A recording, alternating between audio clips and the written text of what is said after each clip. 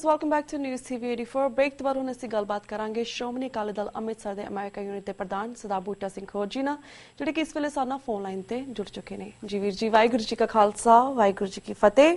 ਵਾਹਿਗੁਰੂ ਜੀ ਕਾ ਖਾਲਸਾ ਵਾਹਿਗੁਰੂ ਜੀ ਕੀ ਫਤਿਹ ਜੀ। ਵੀਰ ਜੀ, ਅੱਜ ਤੁਹਾਨੂੰ ਅਸੀਂ ਵੱਖ-ਵੱਖ ਮੁੱਦੇ ਤੇ ਗੱਲਬਾਤ ਕਰਾਂਗੇ। ਸਭ ਤੋਂ ਪਹਿਲਾਂ ਅਸੀਂ ਸ਼ੁਰੂ ਕਰਦੇ ਹਾਂ ਸਰਬੱਤ ਖਾਲਸਾ ਤੋਂ। ਜਿਸ ਤਰ੍ਹਾਂ ਨਵੰਬਰ 10 ਨੂੰ ਜਿਹੜਾ ਸਰਬੱਤ ਖਾਲਸਾ ਬੁਲਾਇਆ ਗਿਆ ਸੀ, ਉਹ ਸਮੇਂ ਦੀ ਲੋੜ ਸੀ। ਉਸ ਵੇਲੇ ਬਹੁਤ ਥੋੜੇ ਸਮੇਂ ਦੇ ਵਿੱਚ ਉਸਨੂੰ ਆਰਗੇਨਾਈਜ਼ ਕੀਤਾ ਗਿਆ ਸੀ। ਉਸ ਦਿਨ ਇਹ ਮੈਂਸ਼ਨ ਕੀਤਾ ਗਿਆ ਸੀ ਕਿ ਜਿਹੜਾ ਨੈਕਸਟ ਸਰਬੱਤ ਖਾਲਸਾ ਬੁਲਾਇਆ ਜਾਵੇਗਾ ਉਹ 2016 ਦੇ ਵਿੱਚ ਵਿਸਾਖੀ ਦੇ ਨੇੜੇ ਬੁਲਾਇਆ ਜਾਵੇਗਾ। ਹੁਣ ਜਨਵਰੀ ਚੱਲ ਰਿਹਾ ਹੈ, 3 ਹੋਰ ਮਹੀਨੇ ਰਹਿ ਗਏ ਹਨ। ਬਸ ਕੋਈ ਇਸ ਸੰਬੰਧੀ ਜਿਹੜਾ ਸਰਬੱਤ ਖਾਲਸਾ ਬੁਲਾਇਆ ਜਾਵੇਗਾ ਕੋਈ ਐਕਟੀਵਿਟੀ ਜਾਂ ਕੋਈ ਤਿਆਰੀ ਨਹੀਂ ਦੇਖਣ ਨੂੰ ਮਿਲ ਰਹੀ। ਸੋ ਨੈਕਸਟ ਸਰਬੱਤ ਖਾਲਸੇ ਬਾਰੇ ਇਸ ਵੇਲੇ ਕੀ ਚੱਲ ਰਿਹਾ ਹੈ, ਇਸ ਬਾਰੇ ਸਾਨੂੰ ਜਾਣਕਾਰੀ ਦਿਓ। ਸਭ ਤੋਂ ਪਹਿਲਾਂ ਦੇਖੋ ਰੀਤ ਜੀ, ਇਸ ਤਰ੍ਹਾਂ ਆ ਵੀ ਉੱਥੇ ਬਿਲਕੁਲ ਇਹ ਐਗਜ਼ੈਕਟਲੀ ਮਤਾ ਪਾਇਆ ਗਿਆ ਸੀ ਕਿ ਵਿਸਾਖੀ 2016 ਤੇ ਇੱਕ ਹੋਰ ਸਰਬੱਤ ਖਾਲਸਾ ਬੁਲਾਇਆ ਜਾਊਗਾ ਜੀ। ਗੱਲ ਇਹ ਹੋਈ ਕਿ ਜਿਹੜੇ ਉਸ ਟਾਈਮ ਦੇ ਆਰਗੇਨਾਈਜ਼ਰ ਸੀਗੇ ਉਹ ਤਕਰੀਬਨ ਸਾਰੇ ਅੱਜ ਜੇਲ੍ਹਾਂ 'ਚ ਬੰਦ ਨੇ। ਹਾਂਜੀ।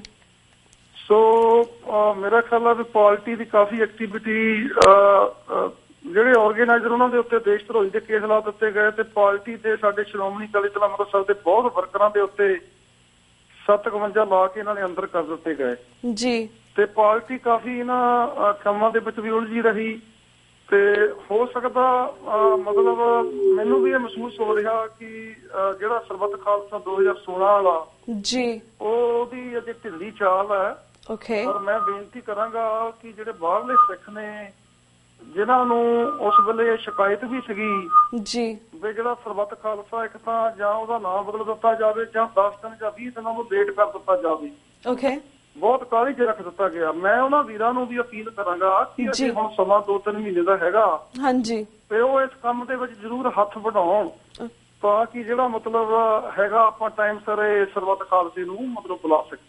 ਮੈਂ ਉਹਨਾਂ ਸਾਰੀਆਂ ਧਿਰਾਂ ਨੂੰ ਉਹਨਾਂ ਜਥੇਬੰਦੀਆਂ ਨੂੰ ਇਹ ਨਿਮਰਤਾ ਸਹਿਤ ਬੇਨਤੀ ਕਰੂੰਗਾ ਜੀ ਕਿ ਕੋਈ ਜਿਨ੍ਹਾਂ ਨੂੰ ਉਸ ਟਾਈਮ ਇਹ ਸ਼ਿਕਾਇਤ ਸੀ ਕਿ ਸਰਬੱਤ ਖਾਲਸੇ ਨੂੰ ਬਹੁਤ ਜਲਦ ਵਿੱਚ ਬੁਲਾਇਆ ਗਿਆ ਜੀ ਤੇ ਹੁਣ ਆਪਣੇ ਕੋਲ ਸਮਾਂ ਹੈਗਾ ਤੇ ਉਹ ਜ਼ਰੂਰ ਆਪਣੀ ਜਿਹੜੀ ਆ ਇਹਦੇ ਵਿੱਚ ਇਨਪੁਟ ਪਾਉਣ ਤੇ ਜਦੋਂ ਤੱਕ ਉਦੋਂ ਤੱਕ ਹੋ ਸਕਦਾ ਕਿ ਉਹਨਾਂ ਸਾਰਿਆਂ ਦੀਆਂ ਜਿਹੜੀਆਂ ਧਿਰਾਂ ਦੇ ਲੀਡਰ ਸਾਹਿਬਾਨ ਅੰਦਰ ਨੇ ਦੇਸ਼ ਧਰੋਹੀ ਦੇ ਕੇਸਾਂ 'ਚ ਹਾਂਜੀ ਉਹਨਾਂ ਦੇ ਕੇਸ ਜਦ ਤੱਕ ਹਾਈ ਕੋਰਟ 'ਚ ਲੱਗ ਜਾਣੇ ਨੇ ਤੇ ਸਾਨੂੰ ਪੂਰੀ ਆਸ ਹੈ ਕਿ ਹਾਈ ਕੋਰਟ ਜਿਹੜਾ FIR ਲੌਜ਼ ਇਹਨਾਂ ਨੇ ਕੀਤੀ ਆ ਕਿ ਉਹਨੂੰ ਕੈਂਸਲ ਕਰ ਦਊਗਾ ਕਿਉਂਕਿ ਉਹ ਸਾਰੀ ਫੇਕ ਹੈ ਤੇ ਉਦੋਂ ਤੱਕ ਸਾਰੀ ਜਿਹੜੀ ਟੀਮ ਬਾਹਰ ਆ ਜਾਊਗੀ ਤੇ ਉਹਦਾ ਜਿਹੜਾ ਅਗਲਾ ਪ੍ਰਬੰਧ ਉਲੀਕਿਆ ਜਾ ਸਕਦਾ ਜੀ।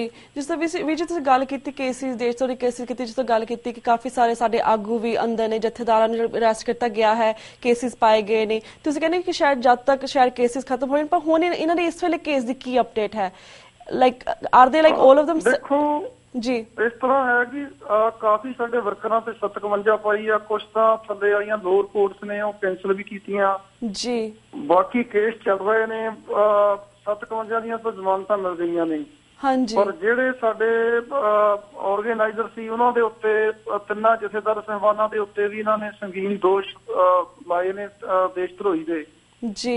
ਫੇਸਵਾਲ ਮੋਹਕਮ ਸਿੰਘ, ਗੁਰਦੀਪ ਸਿੰਘ ਬਠਿੰਡਾ, ਜਫਰਵਾਲ, ਜਨਰਲ ਸਕੱਤਰ ਜਸਕਰਨ ਸਿੰਘ, ਕਾਹਨ ਸਿੰਘ ਵਾਲਾ ਜੀ ਤੇ ਹੋਰ ਵੀ ਕਈ ਸਿੰਘ ਨੇ ਜਿਹਨਾਂ ਦੇ ਉੱਤੇ ਇਹਨਾਂ ਨੇ ਦੇਸ਼ ਧਰੋਹੀ ਦੇ ਕੇਸ ਲਾਏ ਨੇ। ਉਹ ਸਾਰੇ ਥੱਲੇ ਵਾਲੀਆਂ ਅਦਾਲਤਾਂ ਨੇ ਜ਼ਮਾਨਤ ਲੈਣ ਤੋਂ ਨਾ ਕਰ ਦਿੱਤੀ ਉਹਨਾਂ ਦੀ ਤੇ ਹੁਣ ਉਹ ਹਾਈ ਕੋਰਟ ਦੇ ਵਿੱਚ ਕੇਸ ਜਿਹੜੇ ਆ ਜਾਣਗੇ ਤੇ ਉੱਥੇ ਆਪਾਂ ਉਹਨਾਂ ਨੂੰ ਆਲਰੇਡੀ ਚੈਲੰਜ ਕੀਤਾ ਹੋਇਆ ਤੇ ਸਾਨੂੰ ਪੂਰਾ ਯਕੀਨ ਹੈ ਕਿ ਉਹ ਸਾਰੀ ਜਿਹੜੀ FIR ਹੈ ਉਹ ਕੈਂਸਲ ਹੋ ਸਕਦੀ ਆ ਕਿਉਂਕਿ ਉਹਦਾ ਕੋਈ ਗਰਾਊਂਡ ਹੀ ਨਹੀਂ ਹੈਗਾ ਕੇਸਾਂ ਦਾ ਜੀ। ਪਹਿਲੀ ਤਾਂ ਗੱਲ ਇਹ ਆ ਵੀ ਦੇਸ਼ ਧਰੋਹੀ ਦਾ ਕੇਸ ਕਾਹਦਾ ਹੋ ਸਕਦਾ ਜਦੋਂ ਹਾਈ ਕੋਰਟ ਨੇ ਸੁਪਰੀਮ ਕੋਰਟ ਨੇ ਬੜਾ ਕਲੀਅਰ ਕੀਤਾ ਹੋਇਆ ਕਿ ਖਾਲਿਸਤਾਨ ਦਾ ਨਾਅਰਾ ਲਾਉਣਾ, ਖਾਲਿਸਤਾਨ ਦੀ ਗੱਲ ਕਰਨੀ, ਖਾਲਿਸਤਾਨ ਦਾ ਮਟੀਰੀਅਲ ਵੰਡਣ ਦੇ ਉੱਤੇ ਕੋਈ ਵੀ ਦੇਸ਼ ਧਰੋਹੀ ਨਹੀਂ ਬਣ ਸਕਦਾ ਜੀ। ਉੱਥੇ ਕੋਈ ਵੀ ਐਸੀ ਗੱਲ ਨਹੀਂ ਹੋਈ ਬਿਲਕੁਲ। ਉਹ ਤਾਂ ਸਰਕਾਰ ਨੂੰ ਮੁਬਾਰਕਬਾਦ ਦੇਣਾ ਚਾਹੀਦਾ ਸੀ ਆਰਗੇਨਾਈਜ਼ਰਾਂ ਨੂੰ ਜੀ ਤੇ ਇਹਨਾਂ ਨੇ ਫੜ ਕੇ ਜਿਹੜੇ ਆ ਉੱਥੇ ਧੱਕੇਸ਼ਾਹੀ ਦੇ ਨਾਲ ਉਹਨਾਂ ਨੂੰ ਅੰਦਰ ਕੀਤਾ ਹੋਇਆ। ਚਲੋ ਕੋਈ ਗੱਲ ਨਹੀਂ,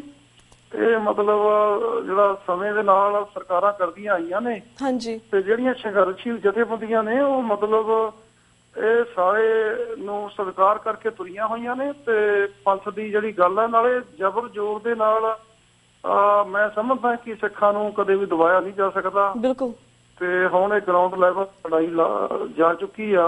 ਹਾਂਜੀ, ਸਿੱਖ ਜਿਹੜੇ ਨੇ ਰਾਜਨੀਤਿਕ ਤੌਰ ਤੇ ਤਾਂ ਕੋਈ ਗੱਲਬਾਤ ਤੋਂ ਅੱਖਾਂ ਮੀਟ ਸਕਦੇ ਨੇ, ਪਰ ਜਿੱਥੇ ਉਹਨਾਂ ਦੇ ਇਸ਼ਕ ਦੀ ਗੱਲ ਆ ਜਾਏ, ਜਿੱਥੇ ਧਰਮ ਦੀ ਗੱਲ ਆ ਜਾਏ, ਹਾਂਜੀ, ਉੱਥੇ ਕੁਰਬਾਨੀ ਤੋਂ ਵੀ ਪਿੱਛਾ ਕਦੇ ਸਿੱਖ ਨਹੀਂ ਹਟਿਆ। ਇਹ ਤਾਂ ਮੁਕੱਦਮੇ ਨੇ। ਸੋ ਮੇਰਾ ਖਿਆਲ ਆ ਵੀ ਇਹ ਸਾਰਾ ਥੋੜੇ ਟਾਈਮ ਦੇ ਵਿੱਚ ਸਾਰਾ ਕੁਝ ਕਲੀਅਰ ਹੋ ਜਾਊਗਾ ਤੇ ਸਰਬੱਤ ਖਾਲਸਾ ਦੀ ਵੀ ਕੌਜ਼ ਜਿਹੜੀ ਆ ਕੌਮ ਬਿਲਕੁਲ ਜ਼ਰੂਰ ਦਊਗੀ ਇੱਕ ਵਾਰੀ ਕੌਮ। ਜੀ ਬਿਲਕੁਲ ਅਮੀ ਜੀ, ਅਸੀਂ ਵੀ ਇਹੀ ਚਾਹੁੰਦੇ ਕਿ ਸਰਬੱਤ ਖਾਲਸਾ ਫਿਰ ਤੋਂ ਬੁਲਾਇਆ ਜਾਵੇ 2016 ਦੇ ਵਿੱਚ, ਐਨੇ ਦੀ ਤਿਆਰੀਆਂ ਵੀ ਹੋਣ। ਪਰ ਜਿਸ ਅਸੀਂ ਗੱਲ ਕੀਤੀ ਕਿ ਜਿਹੜੇ ਬਾਹਰ ਦੇ ਲੋਕ ਨੇ ਜਾਂ ਬਾਹਰ ਦੀ ਆਰਗੇਨਾਈਜੇਸ਼ਨ ਸੀ, ਉਹਨਾਂ ਨੂੰ ਇਸ ਵਿੱਚ ਇਨਪੁਟ ਕਰਨੀ ਚਾਹੀਦੀ। ਪਰ ਜਿਹੜੀ ਸਿੱਖ ਸੰਗਤਾਂ ਨੇ, ਅਸੀਂ ਇਸ ਦੇ ਵਿੱਚ ਕਿਸ ਤਰ੍ਹਾਂ ਇਨਪੁਟ ਕਰ ਸਕਦੇ ਹਾਂ, ਅਸੀਂ ਕੀ ਕਰ ਸਕਦੇ ਹਾਂ ਆਪਣੇ ਲੈਵਲ ਦੇ ਵਿੱਚ, ਸਾਨੂੰ ਇਸ ਬਾਰੇ ਵੀ ਥੋੜੀ ਜਾਣਕਾਰੀ ਦਿਓ।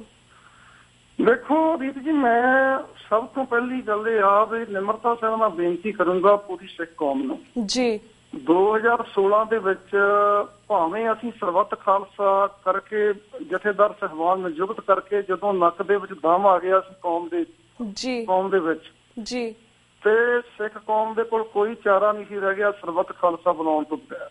ਹਾਂਜੀ, ਤੇ ਕੌਮ ਨੇ ਇੱਕ ਵੱਡੀ ਧਿਰ ਇਹਨਾਂ ਦੇ ਬਰੋਬਰ ਖੜੀ ਕਰ ਦਿੱਤੀ, ਜਿਹਦੇ ਵਿੱਚ ਹਿੰਦੁਸਤਾਨ ਦੀ ਸਰਕਾਰ, ਪੰਜਾਬ ਸਰਕਾਰ, RSS ਇਹਨਾਂ ਨੂੰ ਹੱਥਾਂ ਪੈਰਾਂ ਦੀਆਂ ਪੈ ਗਈਆਂ। ਕੋਈ 6-7 ਲੱਖ ਦਾ ਇਕੱਠ ਵੇਖ ਕੇ ਉੱਥੇ ਇਕੱਠ ਵੀ ਉਹ ਜਿਹੜੇ ਆਪ ਮਹਾਰੇ ਸਿੱਖ ਉੱਥੇ ਪਹੁੰਚੇ। ਹਾਂਜੀ, ਉਹ ਦਰਿਆਵਾਂ ਨੂੰ ਪਾਰ ਕਰਕੇ, ਨਾਕਿਆਂ ਨੂੰ ਪਾਰ ਕਰਕੇ, ਕਿਸੇ ਤਰ੍ਹਾਂ ਦਾ ਡਰ ਭਇਆ ਦੀ ਨਾ ਪ੍ਰਵਾਹ ਕਰਦਿਆਂ ਹੋਇਆ ਉੱਥੇ ਪਹੁੰਚੇ। ਹਾਂਜੀ, ਸੋ ਮੇਰਾ ਖਿਆਲ ਇਹ ਆ ਵੀ ਇਸ ਸਾਲ ਦੇ ਵਿੱਚ ਇਹਨਾਂ ਦੀ ਕੋਸ਼ਿਸ਼ ਹੈ ਕਿ SGPC ਕਰਾਈ ਜਾਵੇ। ਸੋ ਬਾਦਲਾਂ ਨੂੰ ਇਹ ਫਿਕਰ ਹੈ ਕਿ ਜੇ ਅਸੀਂ ਆਪਣੇ ਹੁੰਦੇ SGPC ਕਰਾ ਗਏ ਤਾਂ ਅਸੀਂ ਹੋ ਸਕਦਾ ਉਹਦੇ ਵਿੱਚ ਕਾਮਯਾਬ ਹੋ ਜਾਈਏ। ਪਰ ਜੋ ਪੰਜਾਬ ਦਾ ਗਰਾਊਂਡ ਵਰਕ ਬਣਿਆ ਹੋਇਆ, ਅੱਜ ਸਾਨੂੰ ਬਦਲਾਅ ਦੇਣ ਦੀ ਲੋੜ ਹੈ। ਮੈਂ ਤਾਂ ਬਾਹਰਲੇ ਸਿੱਖਾਂ ਨੂੰ ਨਿਮਰਤਾ ਸਹਿਤ ਬੇਨਤੀ ਕਰਾਂਗਾ ਕਿ ਇਹ ਜਿਹੜੀ SGPC ਆ, ਇਹ ਕੌਮ ਦੇ ਹੱਥ ਹੈ, ਕੌਮ ਦੀ ਅਮਾਨਤ ਹੈ।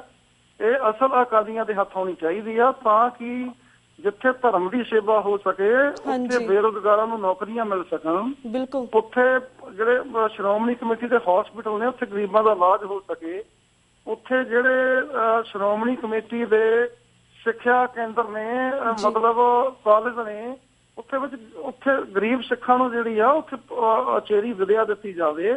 ਸੋ ਬੜੇ ਜਿਹੜੀ SGPC ਆ ਬਹੁਤ ਕੁਝ ਸਵਾਰ ਸਕਦੀ ਆ ਸਿੱਖਾਂ ਦਾ। ਸੋ ਜਿਹਦੇ ਵਿੱਚ ਬਾਹਰਲੇ ਸਿੱਖ ਦੀ ਬਹੁਤ ਵੱਡੀ ਦੇਣ ਹੋ ਸਕਦੀ ਆ, ਕਿਉਂਕਿ ਦੇਖੋ ਅਸੀਂ ਭਾਵੇਂ ਬਾਹਰ ਵਿਦੇਸ਼ਾਂ 'ਚ ਆ ਗਏ ਆ, ਪਰ ਸਾਡਾ ਅਕਾਲ ਤਖ਼ਤ ਸਾਹਿਬ, ਸਾਡਾ ਹਰਿਮੰਦਰ ਸਾਹਿਬ, ਸਾਡਾ ਅਨੰਦਪੁਰ ਸਾਹਿਬ ਉਸੇ ਧਰਤੀ 'ਚ ਹੈ, ਸਾਡਾ ਦੇਸ਼ ਹੈ ਉੱਥੇ। ਸੋ ਮੇਰਾ ਖਿਆਲ ਆ ਵੀ ਜਿਹੜਾ ਸਾਡਾ ਸਾਰਾ ਕੁਛ ਹੀ ਆ, ਸਾਡੀਆਂ ਜੜ੍ਹਾਂ ਜਿਹੜੀਆਂ ਉਹ ਪੰਜਾਬ ਦੇ ਵਿੱਚ ਹੈ। ਜਿਸ ਪੰਜਾਬ ਦੀ ਧਰਤੀ ਦਾ ਬੀਜ ਖਾ ਕੇ ਅਸੀਂ ਜਵਾਲ ਹੋਏ, ਫਿਰ ਅਸੀਂ ਇੱਥੇ ਆਏ, ਸਾਡਾ ਹਮੇਸ਼ਾ ਸਾਡੀ ਦਿਲ ਦੀ ਧੜਕਣ ਜਿਹੜੀ ਉਹ ਪੰਜਾਬ ਨਾਲ ਲੱਗੀ ਹੋਈ ਆ। ਸੋ SGPC ਦੇ ਵਿੱਚ ਅਸੀਂ ਬਾਹਰਲਾ ਸਿੱਖ ਹੈ ਜਿਹੜਾ ਬਹੁਤ ਵੱਡਾ ਯੋਗਦਾਨ ਪਾ ਸਕਦਾ, ਉਹਦੇ ਲਈ ਸਾਨੂੰ ਬਿਲਕੁਲ ਆਰਗੇਨਾਈਜ਼ ਹੋਣਾ ਚਾਹੀਦਾ, ਔਰ ਤਿਆਰ ਹੋਣਾ ਚਾਹੀਦਾ। ਬਹੁਤਾ ਸਮਾਂ ਨਹੀਂ ਰਹਿ ਗਿਆ ਇਸ ਕੰਮ। ਜੀ ਬਿਲਕੁਲ ਵੀਰ ਜੀ, ਇਹ ਤਾਂ ਸਾਰੇ ਕੁਐਸਚਨ ਸੀਗੇ ਸਰਬੱਤ ਖਾਲਸਾ ਨਾਲ ਰਿਲੇਟਡ, ਪਰ ਹੁਣ ਅਸੀਂ ਬਾਕੀ ਕਰੰਟ ਮੁੱਦਿਆਂ ਦੇ ਉੱਪਰ ਤੇ ਬਾਕੀ ਜਿਹੜੇ ਪ੍ਰੋਬਲਮ ਇਸ ਵੇਲੇ ਫੇਸ ਕਰ ਰਹੇ ਹਾਂ ਉਸ ਤੇ ਵੀ ਅਸੀਂ ਤੁਹਾਡੇ ਵਿਚਾਰ ਲੈਣੇ ਚਾਹਾਂਗੇ। ਜਿਸ ਤਰ੍ਹਾਂ ਬੇਸ਼ੱਕ ਜਿਹੜਾ ਹੁਣ ਬਾਦਲ ਅਕਾਲੀ ਦਲ ਹੈ, ਇਸ ਕਾਫੀ ਲੋਕਾਂ ਦੀ ਨਜ਼ਰਾਂ 'ਚ ਉਤਰ ਚੁੱਕਿਆ ਆਲਰੇਡੀ, ਪਰ ਜਿਸ ਤਰ੍ਹਾਂ ਕਾਂਗਰਸ ਹੈ ਤੇ ਦੂਸਰੇ ਪਾਸੇ ਆਮ ਆਦਮੀ ਪਾਰਟੀ ਹੈ, ਕਾਫੀ ਐਡਵਾਂਟੇਜ ਲੈ ਰਹੀ ਹੈ ਸਿਚੁਏਸ਼ਨ ਦੀ, ਫੁੱਲ ਸਿਚੁਏਸ਼ਨ ਦੀ ਐਡਵਾਂਟੇਜ ਲੈ ਰਹੀ ਹੈ। Wear do Shiromani Akali Dal Amritsar stand? ਅਸੀਂ ਕਿੱਥੇ ਖੜੇ ਹਾਂ ਇਸ ਵੇਲੇ? ਦੇਖੋ ਗੱਲ ਇਹ ਆ ਵੀ ਅਕਾਲੀ ਦਲ ਬਾਦਲ ਜਿਹੜਾ ਆ ਉਹ ਆਪਣੇ ਸਿੱਖ ਏਜੰਡੇ ਤੋਂ ਭਟਕ ਚੁੱਕੇ ਨੇ ਜੀ। ਉਹਨਾਂ ਨੇ ਕੌਮ ਦੇ ਨਾਲ ਧਰੋਹ ਕੀਤਾ, ਕਹਿੰਦਾ ਅਨੰਦਪੁਰ ਸਾਹਿਬ ਦਾ ਮਤਾ ਲਿਆਂਦਾ। ਉਸ ਤੋਂ ਬਾਅਦ ਫਿਰ 1997 ਦੇ ਇਲੈਕਸ਼ਨਾਂ ਦੇ ਵਿੱਚ ਉਹਨਾਂ ਦਾ ਚੋਣ ਮੈਨੀਫੈਸਟੋ ਬੜਾ ਕਲੀਅਰ ਕਰਦਾ ਸੀ ਵੀ ਜਿਹਨਾਂ ਪੁਲਿਸ ਅਫਸਰਾਂ ਨੇ ਲੋਕਾਂ ਦੇ ਬੱਚੇ, ਕੌਮ ਦੇ ਬੱਚੇ ਕੋ ਕੇ ਮਾਰੇ, ਉਹਨਾਂ ਨੂੰ ਅਸੀਂ ਕਟਹਿਰੇ 'ਚ ਖੜੇ ਕਰਾਂਗੇ। ਉਹ ਉਹਨਾਂ ਤੋਂ ਮੁਨੱਕਰ ਹੋ ਗਏ। ਸੋ ਕਾਂਗਰਸ ਨੇ ਪਹਿਲਾਂ ਹੀ ਜੈਨੋਸਾਈਡ ਕੀਤਾ, ਔਰ ਆਜ਼ਾਦੀ ਤੋਂ ਬਾਅਦ ਵੀ ਸਿੱਖਾਂ ਦੇ ਨਾਲ ਜਿਹੜੇ ਆ ਵਾਅਦੇ ਕੀਤੇ, ਉਹਨਾਂ ਤੋਂ ਵੀ ਪਾਸਾ ਵਟਿਆ ਜੀ। ਸੋ ਜਿੱਥੋਂ ਤੱਕ ਆਮ ਆਦਮੀ ਪਾਰਟੀ ਦੀ ਗੱਲ ਹੈ, ਇੱਕ ਨਵੀਂ ਪਾਰਟੀ ਆ, ਪਰ ਸਵਾਲ ਇਹ ਪੈਦਾ ਹੁੰਦਾ ਕਿ ਸਿੱਖਾਂ ਦੀ ਉਹ ਪਾਰਟੀ ਅਗਰ ਹੋਂਦ ਵਿੱਚ ਵੀ ਆ ਜਾਂਦੀ ਆ, ਸਿੱਖਾਂ ਦਾ ਮਸਲਾ ਅੱਜ ਦਾਲ ਆਟੇ ਤੇ ਨਹੀਂ ਖੜਾ ਹੈਗਾ। ਗੱਲ ਅੱਜ ਰਿਸ਼ਵਤ ਤੇ ਨਹੀਂ ਖੜੀ ਹੈਗੀ ਵੀ ਉੱਥੇ ਭ੍ਰਿਸ਼ਟਾਚਾਰ ਬੰਦ ਹੋ ਜਾਊਗਾ ਜੀ। ਸਿੱਖਾਂ ਦਾ ਮਸਲਾ ਅੱਜ ਆਪਣੀ ਹੋਣੀ ਦੇ ਉੱਤੇ ਖੜਾ। ਬਿਲਕੁਲ, ਇਹ ਸਿੱਖਾਂ ਨੇ ਇਹ ਸੋਚਣਾ ਕਿ ਅਸੀਂ ਦੁਨੀਆ ਦੇ ਵਿੱਚ ਹਾਣੀ ਕਿਵੇਂ ਬਣਨਾ, ਦੁਨੀਆ ਨੂੰ ਅਸੀਂ ਕਿਵੇਂ ਦੱਸ ਸਕੀਏ ਅਸੀਂ ਕਿਹੜੀ ਧਰਤੀ ਨੂੰ ਬਿਲੋਂਗ ਕਰਦੇ ਹਾਂ ਜੀ। ਇਸ ਲਈ ਮੇਰਾ ਖਿਆਲ ਆ ਕਿ ਪੰਜਾਬ ਦੇ ਲੋਕਾਂ ਨੂੰ ਇਹ ਸੋਚਣਾ ਪਊਗਾ ਕਿ ਉੱਥੇ ਸਿੱਖਾਂ ਦੀ ਕਿਹੜੀ ਜਮਾਤ ਮੋਹਰੇ ਲਿਆਂਦੀ ਜਾਵੇ ਜਿਹਦੇ ਨਾਲ ਸਾਡੀ ਦੁਨੀਆ ਵਿੱਚ ਪਛਾਣ ਬਣ ਸਕੇ, ਜਿਹਦੇ ਨਾਲ ਅਸੀਂ ਆਪਣੇ ਹੱਕ ਹਕੂਕਾਂ ਦੀ ਗੱਲ ਕਰ ਸਕੀਏ। ਸ਼੍ਰੋਮਣੀ ਅਕਾਲੀ ਦਲ ਅੰਮ੍ਰਿਤਸਰ ਨੇ ਹਮੇਸ਼ਾ ਆਪਣੇ ਸਾਰੇ ਹਲਕਿਆਂ ਦੇ ਵਿੱਚ ਐਸਜੀਪੀਸੀ ਦੇ ਕੈਂਡੀਡੇਟ ਵੀ ਹਮੇਸ਼ਾ ਖੜੇ ਕੀਤੇ ਨੇ, ਐਮਐਲਏ ਵਾਸਤੇ ਵੀ ਖੜੇ ਕੀਤੇ ਨੇ, ਮੈਂਬਰ ਪਾਰਲੀਮੈਂਟ ਵਾਸਤੇ ਵੀ ਖੜੇ ਕੀਤੇ ਨੇ। ਇਹ ਹੁਣ ਕੌਮ ਨੇ ਫੈਸਲਾ ਕਰਨਾ ਕਿ ਉਹਨਾਂ ਨੇ ਕੌਮ ਦੀ ਗੱਲ ਨੂੰ, ਸਿੱਖਾਂ ਦੀ ਗੱਲ ਨੂੰ ਚੱਲਦੇ ਰੱਖਣਾ ਜਾਂ ਨਹੀਂ ਚੱਲਦੇ ਰੱਖਣਾ। ਸੋ ਇਹ ਤਾਂ ਹੁਣ ਕੌਮ ਦੇ ਹੱਥ ਵਸ ਹੈ ਤੇ ਪਾਰਟੀ ਨੇ ਤਾਂ ਹਮੇਸ਼ਾ ਕੋਸ਼ਿਸ਼ ਕੀਤੀ ਆ ਕਿ ਕੌਮ ਨੂੰ ਸਟਰਕਚਰ ਦੇਣ ਵਾਸਤੇ। ਜੀ ਤੇ ਵੀਰ ਜੀ ਸਾਡੇ ਕੋਲ 1 ਮਿੰਟ ਰਹਿ ਗਿਆ, ਇੱਕ ਹੋਰ ਕੁਐਸਚਨ ਸਾਡੇ ਵਿਚਾਰ ਲੈਣਾ ਚਾਹਾਂਗੇ। ਜਿਸ ਤਰ੍ਹਾਂ ਪਠਾਨਕੋਟ ਵਾਲੀ ਪਿਛਲੇ ਦਿਨੀ ਘਟਨਾ ਵਾਪਰੀ ਹੈ, ਇਸ ਵੇਲੇ ਪੰਜਾਬ ਦੇ ਵਿੱਚ ਕਾਫੀ ਦਹਿਸ਼ਤਗਰਦੀ ਦਾ ਮਾਹੌਲ ਪੈਦਾ ਹੋ ਰਿਹਾ ਹੈ, ਤੁਸੀਂ ਇਸ ਸਭ ਨੂੰ ਕਿਵੇਂ ਵੇਖਦੇ ਹੋ? ਦੇਖੋ, ਅਸੀਂ ਇਸ ਘਟਨਾ ਦੀ ਪਾਰਟੀ ਪੱਧਰ ਤੇ ਸਾਡੇ ਪ੍ਰਧਾਨ ਸਾਹਿਬ ਸਰਦਾਰ ਸਿਮਰਨਜੀਤ ਸਿੰਘ ਮਾਨ ਨੇ ਸਟੇਟਮੈਂਟ ਵੀ ਇਸ਼ੂ ਕੀਤੀ ਆ। ਅਸੀਂ ਬਹੁਤ ਘੋਰ ਨਿੰਦਣਾ ਕਰਦੇ ਆ, ਮਤਲਬ ਘੋਰ ਇਹਦੀ ਨਿੰਦਾ ਕਰਦੇ ਆ। ਸੋ ਮੇਰਾ ਖਿਆਲ ਹੈ ਵੀ ਇਹ ਜੋ ਕੁਝ ਵੀ ਹੋਇਆ ਇਹ ਇੱਕ ਮਨੁੱਖਤਾ ਦਾ ਘਾਣ ਹੋਇਆ। ਦੇਖੋ 7 ਜਣੇ ਜਿਹੜੇ ਸਿਕਿਉਰਿਟੀ ਵਾਲੇ ਆ ਉਹ ਆਪਣੀ ਜਾਨ ਨੂੰ ਹੱਥ ਧੋ ਬੈਠੇ। ਸੋ ਸਾਡੀ ਪਾਰਟੀ ਇਹ ਮਹਿਸੂਸ ਕਰਦੀ ਆ ਕਿ ਇਹ ਜਿਹੜੀ ਸਮਗਲਰ ਜਿਹੜਾ ਟੋਲਾ ਆ ਪੰਜਾਬ ਜਾਂ ਹਿੰਦੁਸਤਾਨ ਦੇ ਪੋਲੀਟੀਸ਼ੀਅਨ ਸਮਗਲਰ ਨੇ ਉਹਨਾਂ ਦਾ ਜ਼ਰੂਰ ਲੈਣਾ ਦੇਣਾ ਇਹਨਾਂ ਦਾ ਹੋ ਸਕਦਾ, ਕਿਉਂਕਿ ਬਾਰਡਰ ਦੇ ਉੱਪਰੋਂ ਕਿਵੇਂ ਜਿੱਥੇ BSF ਹੈ, ਜਿੱਥੇ ਆਰਮੀ ਆ, ਜਿੱਥੇ ਪੰਜਾਬ ਪੁਲਿਸ ਵੀ ਆ, ਜਿੱਥੇ IB ਹੋਰ ਇਹਨਾਂ ਦੀਆਂ ਏਜੰਸੀਆਂ ਵੀ ਆ, ਕਿਵੇਂ ਲੋਕ ਜਿਹੜੇ ਉੱਥੋਂ ਕ੍ਰਾਸ ਕਰਦੇ ਨੇ। ਅਸੀਂ ਇਹ ਮੰਗ ਕਰਦੇ ਆ ਕਿ ਇਹ ਯੂਨਾਈਟਿਡ UNO ਇੱਕ ਕਮੇਟੀ, ਇਨਵੈਸਟੀਗੇਸ਼ਨ ਕਮੇਟੀ ਬਣਾਵੇ ਜਿਹੜਾ ਸੱਚ ਸਾਹਮਣੇ ਆਵੇ। ਜਦੋਂ ਇਹ ਸੱਚ ਸਾਹਮਣੇ ਆਊਗਾ ਮੈਂ ਸਮਝਦਾ ਕਿ ਸਿੱਖਾਂ ਨੂੰ ਬਹੁਤ ਵੱਡਾ ਰਿਲੀਫ ਮਿਲੂਗਾ। ਅੱਜ ਹਿੰਦੁਸਤਾਨ ਦੀ ਸਰਕਾਰ ਇਸ ਗੱਲ ਤੋਂ ਖੁਸ਼ ਹੈ ਕਿ ਉਹਨਾਂ ਦੇ ਜਹਾਜ਼ ਬਚ ਗਏ, ਉਹਨਾਂ ਦਾ ਕੀਮਤੀ ਅਸਲਾ ਬਚ ਗਿਆ, ਉਹਦਾ ਨੁਕਸਾਨ ਨਹੀਂ ਹੋਇਆ। ਪਰ ਜਿਹੜੀਆਂ ਉੱਥੇ ਜਾਨਾਂ ਗਈਆਂ ਇਹਨਾਂ ਨੂੰ ਉਹਨਾਂ ਦਾ ਬਿਲਕੁਲ ਫਿਕਰ ਕੋਈ ਨਹੀਂ ਹੈਗਾ। ਸੋ ਅਸੀਂ ਇਹ ਮਹਿਸੂਸ ਕਰਦੇ ਹਾਂ ਕਿ ਯੂਨਾਈਟਿਡ ਨੇਸ਼ਨ ਆਪਣੀ ਨਿਗਰਾਨੀ ਥੱਲੇ ਇਹਦੀ ਇਨਵੈਸਟੀਗੇਸ਼ਨ ਕੰਪਲੀਟ ਕਰਾਵੇ ਤਾਂ ਕਿ ਉਹਦੇ ਵਿੱਚ ਸਿੱਖਾਂ ਨੂੰ ਜਿਹੜਾ ਬਦਨਾਮ ਕਰਦੇ ਆ ਉਦੋਂ ਵੀ ਅਸੀਂ ਬਚਾਂਗੇ ਤੇ ਨਾਲੇ ਸਾਨੂੰ ਬਹੁਤ ਵੱਡਾ ਇੱਕ ਦੁਨੀਆ ਦੇ ਸਾਹਮਣੇ ਰਿਲੀਫ ਵੀ ਮਿਲੂਗਾ। ਜੀ ਬਿਲਕੁਲ ਅਮੀ ਵੀਰ ਜੀ, ਤੁਸੀਂ ਕਹਿਣਾ ਚਾਹੁੰਦੇ ਕਿ ਇਸ ਜਿਹੜਾ ਇਹ ਘਟਨਾ ਇਸ ਨੂੰ ਸਾਨੂੰ ਇੰਟਰਨੈਸ਼ਨਲ ਲੈਵਲ ਤੇ ਲੈ ਕੇ ਆਉਣਾ ਚਾਹੀਦਾ ਹੈ, ਯੂਨਾਈਟਿਡ ਸਟੇਟਸ ਬਿਲਕੁਲ ਇੰਟਰਨੈਸ਼ਨਲ ਲੈਵਲ ਤੇ ਲਿਆਉਣਾ ਚਾਹੀਦਾ ਇਹਨੂੰ ਸਾਰਾ। ਓਕੇ ਵੀਰ ਜੀ ਥੈਂਕ ਯੂ ਸੋ ਮਚ ਕਿ ਤੁਸੀਂ ਇਹਨਾਂ ਕੁਝ ਮੁੱਦਿਆਂ ਤੇ ਆਪਣੇ ਜਿਹੜੇ ਵਿਚਾਰ ਸੀ ਸਾਡੇ ਦਰਸ਼ਕਾਂ ਨਾਲ ਸਾਂਝੇ ਕੀਤੇ। ਹੁਣ ਅਸੀਂ ਸਾਡੇ ਕੋਲ ਇਜਾਜ਼ਤ ਲੈਣੇ ਕਿਉਂਕਿ ਸਾਡਾ ਵਕਤ ਸਮਾਪਤੀ ਵੱਲ ਜਾ ਰਿਹਾ ਹੈ। ਸੋ ਵਾਹਿਗੁਰੂ ਜੀ ਕਾ ਖਾਲਸਾ, ਵਾਹਿਗੁਰੂ ਜੀ ਕੀ ਫਤਿਹ। ਵਿਊਅਰਸ, ਇਸ ਦੇ ਨਾਲ ਅਸੀਂ ਤੁਹਾਡੇ ਕੋਲ ਇਜਾਜ਼ਤ ਲੈਣੇ ਆ। ਕੱਲ ਮਿਲਾਂਗੇ ਸੇਮ ਟਾਈਮ ਸੇਮ ਸ਼ੋ ਤੇ, ਤਦ ਤੱਕ ਲਈ ਵਾਹਿਗੁਰੂ ਜੀ ਕਾ ਖਾਲਸਾ, ਵਾਹਿਗੁਰੂ ਜੀ ਕੀ ਫਤਿਹ।